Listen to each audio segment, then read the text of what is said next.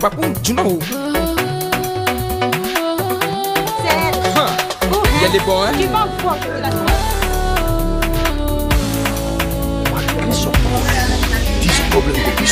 Akbayak.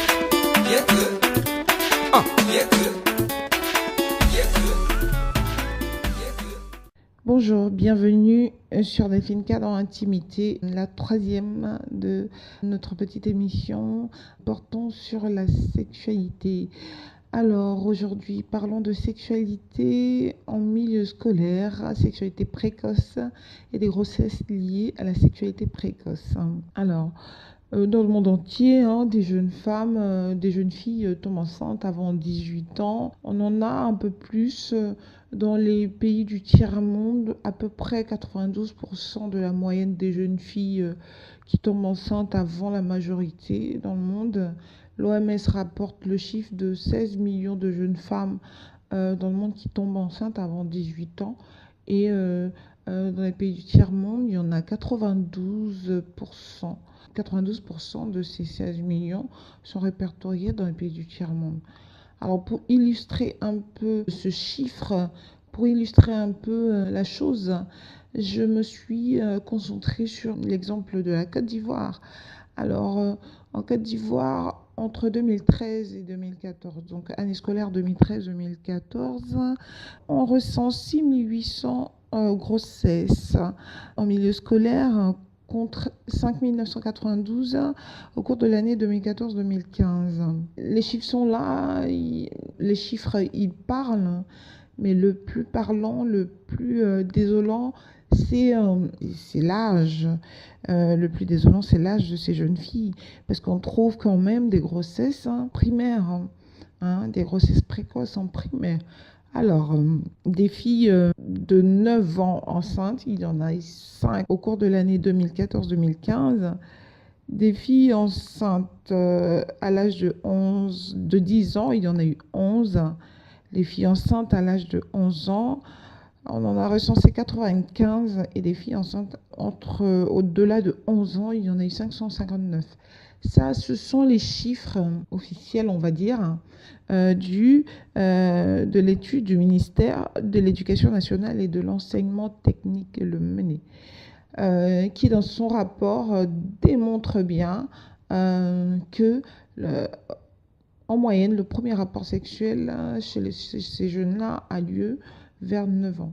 Bon. Quand on a fini de dire tous ces chiffres-là, quand on a fini de les entendre, il y a une question qui se pose. C'est comment est-ce qu'un parent arrive à supporter le coup d'une nouvelle telle que votre fille de 9 ans est enceinte. Bon, j'ai essayé de me mettre à la place de ses parents. Est-ce que j'ai eu du mal. Et les rapports, les uns superposés sur les autres, montrent bien que souvent, cette situation est due à vraiment une carence, un manque même d'éducation sexuelle. Cette situation est due parfois à des viols. Cette situation est due parfois au fait que les jeunes sont exposés aux moyens de communication en masse. Voilà, l'envie d'expérimenter et tout ça. Mais le plus choquant, c'est qu'on ne planche pas beaucoup sur les auteurs de ces grossesses. Le gouvernement ivoirien, par exemple, fait beaucoup pour éradiquer ce phénomène. Le gouvernement ivoirien a lancé une campagne zéro grossesse en milieu scolaire depuis quelques années, je crois depuis 2013. Et le nombre de grossesses, vous voyez bien dans les chiffres de 2013, 2014, 2015, 2014-2015, on est passé à moins à peu près 1000 grossesses ou mais ça reste quand même des chiffres qui sont là. Le gouvernement a du mal à éradiquer le phénomène. Donc aujourd'hui, qu'est-ce qui va se passer ? Moi, je lance un appel personnellement au gouvernement, soit On revoit les techniques de communication qui semblent peut-être obsolètes ou voilà, on la revoit, technique de communication pour lancer le message à ces jeunes-là. Il faudra utiliser les réseaux sociaux, forcer un peu, vraiment bombarder les jeunes avec des messages de sensibilisation, aussi sensibiliser les parents qui soient alertes, qu'ils observent leurs enfants, regardent les signes, qu'ils soient un peu prévenants. Voilà. Et surtout, moi je dis, il faut s'attaquer aux auteurs de ces grossesses. Une fille de 9 ans qui tombe enceinte, et il y a forcément un auteur plus âgé. Je veux dire, à un moment donné, qu'il soit mineur ou pas, il est plus âgé. Et voilà. Si une fille de 9 ans a été mise enceinte par un garçon de 17-18 ans, excusez-moi, mais il y a un problème.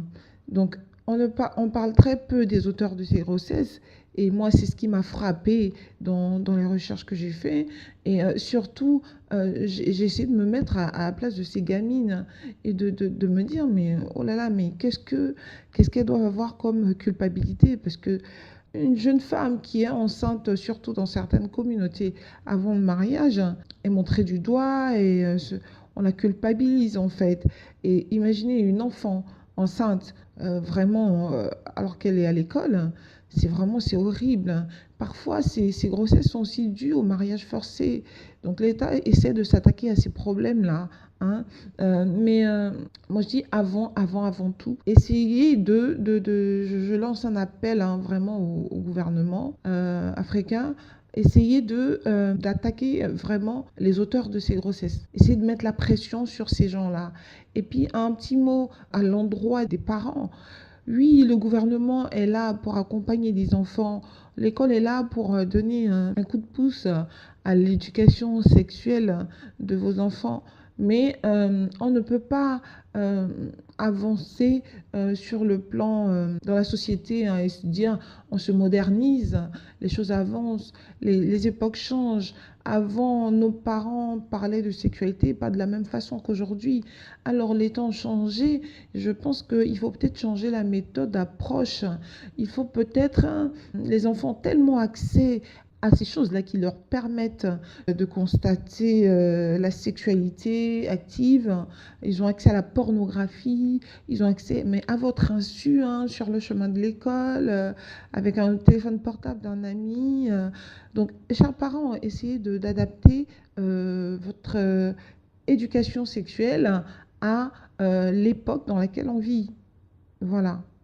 On ne peut pas continuer dans cette société en se disant le sujet est tabou, je ne veux pas en parler, non. À un moment donné, il faut saisir le taureau par les cornes et y aller franco.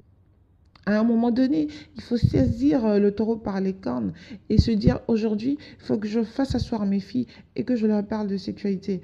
Il faut que je les prenne une par une et que je leur parle de sexualité. Et que quand il y a un problème, elles soient vraiment à l'aise.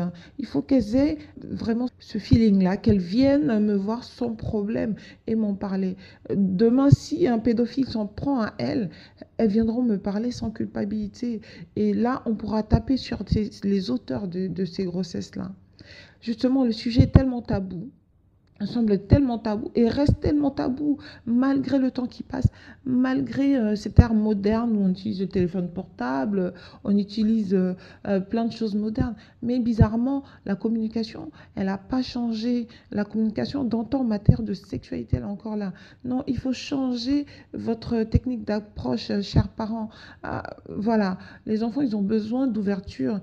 Et là, ces jeunes filles de 9 ans qui, si elles ont subi un viol ou une attaque sexuelle, ont peut-être peur de venir vers vous et vous expliquer certaines choses parce qu'elles ont peur d'être réprimandées, elles ont peur d'une certaine répression.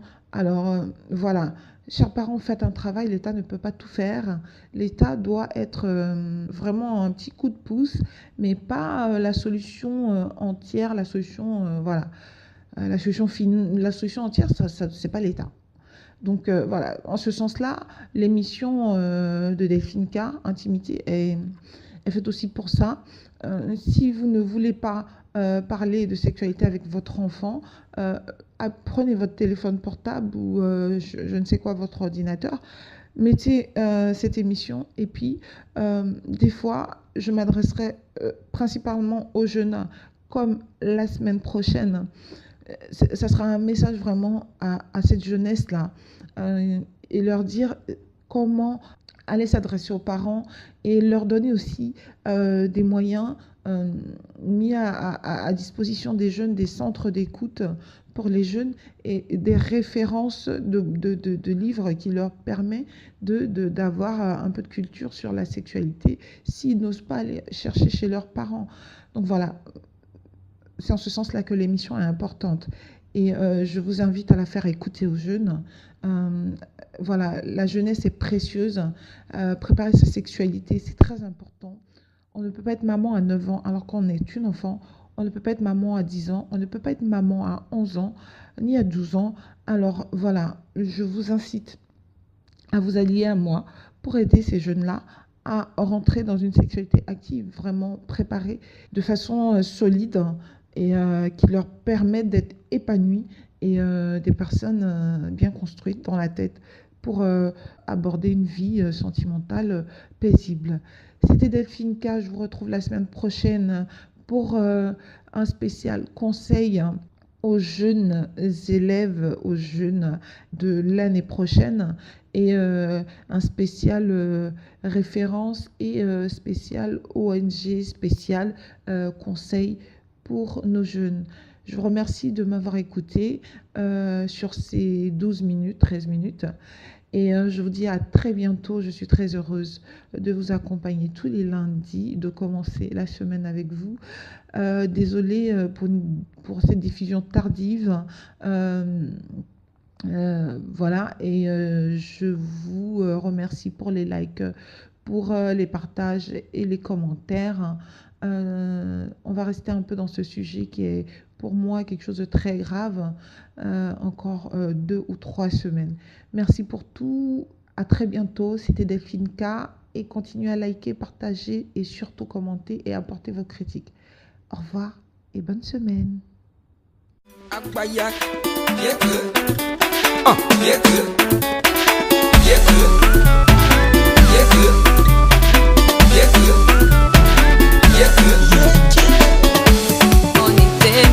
Et pour tu know me, et pour tu know me, et on peut tout zéro. oh mais y'a les mes chéris, fais-moi sécure, oh. Et y'a mes tu le troisième jour, allez m'embaucher. Coucou mes titima, mais chez Akan qui m'a oui fait, oh. Fakashi me go, yé ne m'a chia yété.